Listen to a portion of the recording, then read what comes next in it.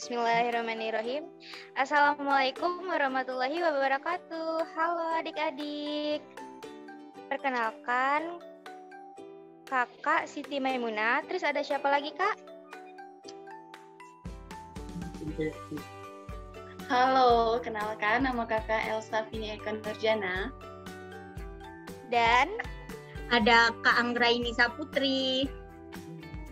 jadi kami bertiga akan menyampaikan materi tentang penyesuaian diri makhluk hidup dan lingkungannya. So adik-adik dengerin ya sampai habis. Materi yang pertama ini akan disampaikan oleh Kak Elsa. Jadi Kak Elsa, silakan dimulai. Terima kasih kepada Kak Siti Maimunah atas kesempatannya. Baiklah adik-adik, sekarang kita membahas tentang bagaimana sih cara hewan itu menyesuaikan diri dalam mencari makanannya. Nah, seperti pada gambar ini, yang pertama itu ada burung pipit. Padahal burung pipit ini paruhnya berbeda loh sama hewan-hewan yang lain. Jangankan sama hewan yang lain, bahkan sesama burung pun, burung pipit ini berbeda dengan yang lain. Jadi, paruh burung pipit ini mempunyai paruh pendek dan kuat. Nah, bentuk paruh ini sesuai untuk memakan jenis biji-bijian loh. Nah, paruh ini juga berfungsi untuk menghancurkan biji tersebut. Oke, yang kedua itu ada paruh burung elang. Nah, seperti yang kita lihat di gambar ini, wah kelihatannya paruh burung elang ini tuh tajam banget ya. Nah, ternyata burung elang ini mempunyai paruh yang kuat, juga tajam, dan melengkung di bagian ujungnya. Karena paruh ini berfungsi untuk mencabik-cabik mangsanya. Nah, selanjutnya di gambar ketiga itu udah biasa kan ngelihatnya. Ini itu bebek. Gimana sih bentuk paruh bebek? Nah, kita lihat di sini. Jadi bebek itu mempunyai paruh yang berbentuk seperti sudut. Nah, bentuk paruh seperti ini tuh sesuai untuk mencari makanan di tempat yang becek, berlumpur, dan berair. Kita sering kan ngelihat bebek itu lagi cari makan di lumpur-lumpur. Nah, itu untuk selanjutnya ada burung pelatuk. Nah, burung pelatuk ini paruh slide yang tadi tolong. Yang tadi. Nah, burung pelatuk ini paruhnya itu panjang, kuat, dan runcing. Nah, ternyata paruh burung pelatuk ini tuh untuk mencari serangga yang bersembunyi di kulit pohon, dalam lubang pohon, atau pada batang pohon yang lapuk. Nah, selanjutnya itu ada burung kolibri. Nah, burung ini tuh mempunyai paruh berbentuk panjang dan juga runcing. Nah, bentuk paruh seperti itu memudahkan burung kolibri dalam menghisap nektar. Selanjutnya ada burung pelikan. Nah, burung pelikan ini burung yang sering makan ikan kan? Burung pelikan ini tuh mempunyai paruh berkantong. Nah, bisa dilihat di bawah ini, paruh burung itu ada kantongnya. Nah, ternyata paruh seperti ini digunakan untuk memudahkannya untuk menangkap ikan di dalam air. Sekarang kita akan membahas tentang serangga. Berdasarkan jenis makanan yang dimakan, jenis mulut serangga itu dibedakan menjadi 4, yaitu mulut penghisap, mulut penusuk, mulut penjilat, dan juga mulut penyerap. Nah, mulut penghisap, siapa sih yang punya mulut penghisap ini serangga? Oh, ternyata yang punya mulut penghisap ini kupu-kupu. Karena kupu-kupu itu, dia menghisap madu dari bunga. Oke, yang kedua ada mulut penusuk dan penghisap. Wah, udah nusuk, hisap. Siapa sih hewan ini? Oh, hewan ini tuh nyamuk. Nah, nyamuk ini menggunakan mulutnya untuk menusuk kulit manusia, lalu kemudian menghisap darah. Nah, yang ketiga ada mulut penjilat. Siapa yang punya mulut penjilat? Oh, mulut penjilat ini berfungsi kepada lebah ataupun hewan yang menghisap bunga itu untuk mencapai makanannya berupa nektar dari bunga. Contoh serangga yang memiliki mulut penjilat seperti lebah. Selanjutnya ada mulut penyerap. Mulut penyerap pada serangga ini memiliki ciri terdapatnya adalah penyerap yang mirip spons atau gabus. Nah, contoh serangga yang memiliki mulut ini adalah lalat. Oke, terima kasih. Sampai di sini kakak harap bisa dipahami. Untuk pertanyaan kita akan ke terakhir ya. Selanjutnya kakak kembalikan kepada moderator. Terima kasih. Oke, terima kasih Kak Elsa atas penjelasannya. Jadi gimana adik-adik sampai sini udah mulai paham tentang materinya? Baiklah, kita lanjut ke slide berikutnya ya adik-adik. Untuk materi selanjutnya akan disampaikan oleh Kak Anggraini.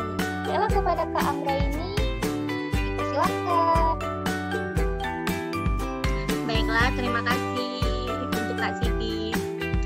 Yaitu penggolongan jenis makanan. Di sini ada 3 golongan ya, yaitu herbivora, karnivora, dan omnivora. Herbivora adalah sebutan untuk hewan pemakan tumbuhan.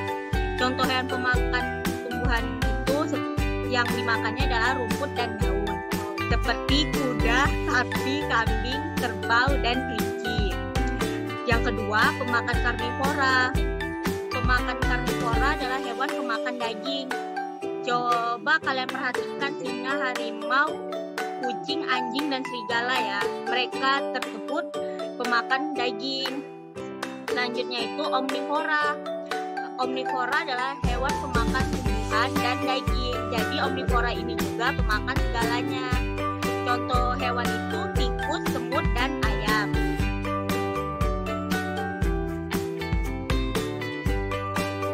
Selanjutnya adaptasi hewan terhadap lingkungan hidupnya. Yang pertama burung. Burung memiliki bentuk kaki yang berbeda-beda, yang disesuaikan dengan tempat hidup dan jenis mangsa yang dimakannya. Pertama, kaki burung kakak tua untuk memanjat, selain itu juga untuk memegang makanan. Yang kedua, kaki ayam untuk mengais tanah saat mencari makan. Yang ketiga, burung elang mempunyai kaki kuat dengan kuku tajam. Kaki ini untuk mencengkeram mangsanya. Selanjutnya, adaptasi hewan untuk melindungi diri dari musuhnya.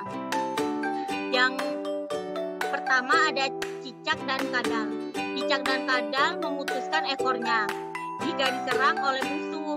Tindakan hewan memutuskan bagian tubuhnya disebut autotomi. Yang kedua, bunglon. Bunglon mengubah warna kulit sesuai dengan lingkungannya. Tindakan hewan mengubah warna kulitnya saat melindungi diri dinamakan mimikri. Yang ketiga, kalajengking, lebah, dan kelabang. Hewan-hewan ini menggunakan sengatannya untuk melindungi diri. Sengat tersebut dapat mengeluarkan zat racun yang dapat melukai musuh dan atau pemangsanya. Selanjutnya, adaptasi hewan untuk melindungi diri dari musuhnya. Yang pertama, ikan torpedo. Senjata yang dimilikinya berupa sengatan listrik yang kekuatannya mencapai 700 volt. Tegangannya listrik yang cukup besar, ini mampu melumpuhkan lawannya dengan sekali sengatan. Yang kedua, cumi-cumi, sotong, dan gurita. Ketika diserang musuh, hewan-hewan ini mengeluarkan cairan hitam seperti tinta. Akibatnya air menjadi keruh. Saat itulah hewan-hewan ini segera melarikan diri. Yang ketiga, landak mempunyai kulit berduri dan kaku. Saat menghadapi bahaya, landak mengembangkan durinya. Baiklah, sampai di sini materi yang kakak sampaikan. Kakak kembalikan ke Kak Siti. Oke, Kak Anggraini, terima kasih atas penjelasannya. Nah, adik-adik, tadi itu adalah materi tentang penyesuaian hewan terhadap lingkungannya. Nah, kali ini kita bahas tentang tumbuhan. Oke, next slide, Kak. Nah, adik-adik, di sini ada adaptasi tumbuhan terhadap lingkungannya. Kalian tahu gambar yang nomor 1 itu gambar pohon apa? Ya, betul, gambar pohon jati. Biasanya pohon jati ini diproduksi dalam bentuk meja, dalam bentuk kursi, ataupun lemari. Nah, pohon jati ini mempunyai kemampuan untuk menyesuaikan diri terhadap lingkungannya. Kalian tahu nggak gimana pohon jati menyesuaikan diri terhadap lingkungannya ya? selanjutnya, pohon jati ini biasanya menggugurkan daunnya saat musim kemarau. Nah, pengguguran ini bertujuan agar tidak terjadi penguapan yang berlebih dan dapat menyebabkan tumbuhan kekurangan air dan mati. Lanjut ke gambar yang kedua, kalian tahu nggak itu gambar apa? Itu adalah gambar kaktus. Nah, biasanya kaktus ini hidup di padang-padang pasir yang memiliki kadar air yang sedikit. Jadi,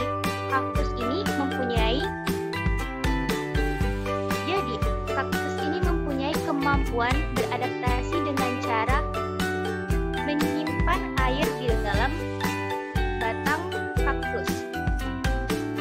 Fungsinya agar memiliki cadangan air dan di akarnya terdapat untuk ulang ya dari kaktus. Nah, adik-adik, di gambar kedua ini terdapat tumbuhan kaktus. Nah, tumbuhan kaktus ini biasanya hidup di padang-padang pasir yang memiliki kadar air yang sedikit. Kaktus ini memiliki daun-daun yang kecil seperti duri dan berfungsi untuk mengurangi penguapan air. Batangnya tebal dan berair, kemudian berlapis lilin yang berfungsi untuk menyimpan cadangan air. Nah, akarnya itu terdapat di akarnya yang panjang itu untuk mencari air. Oke, gambar selanjutnya ini ada tumbuhan teratai. Biasanya tumbuhan teratai ini hidupnya di lingkungan yang berair. Nah, karena teratai hidup di lingkungan yang berair, maka teratai ini menyesuaikan diri dengan memiliki daun yang berbentuk lebar dan tipis. Kenapa begitu? Karena hal itu mempercepat penguapan. Nah, selain itu, teratai ini memiliki batang yang berongga-rongga yang dapat digunakan untuk bernafas dan mengapung di air. Kemudian, gambar selanjutnya ini ada eceng gondok. Kalian tahu kan eceng gondok? Eceng gondok ini hidup di permukaan air. Nah, agar dapat mengapung, eceng gondok ini memiliki batang yang berisi rongga udara seperti spons. Slide, Kak. Oke, adik-adik, sekarang kita bahas tentang adaptasi tumbuhan untuk melindungi dirinya dari musuh. Nah, yang pertama itu ada gambar dari pohon bambu. Kalau kita lihat secara detail nih, pohon bambu itu ada rambut-rambut halus. Hal ini dapat menyebabkan gatal-gatal pada kulit kita ketika kita sentuh. Nah, gambar selanjutnya ini ada gambar tanaman dari bunga mawar. Bunga mawar ini memiliki batang yang berduri, adik-adik. Selain bunga mawar, ada juga tanaman salak dan juga putri malu. Salak, bunga mawar, dan putri malu ini mempunyai duri. Hal ini untuk melindungi dirinya dari musuhnya. Kemudian, gambar ketiga ini ada gambar pohon nangka. Selain pohon nangka, ada juga pohon karet dan pohon kamboja yang sejenis dengan pohon nangka. Nah, pohon nangka, pohon karet, dan juga bunga kamboja ini memiliki kemampuan untuk mengeluarkan getahnya. Getah itu dapat menempel ke tubuh hewan yang mengganggunya. Nah, adik-adik, materi kita kali ini udah selesai. Semoga materi yang disampaikan oleh kakak-kakak dapat bermanfaat buat adik-adik semua.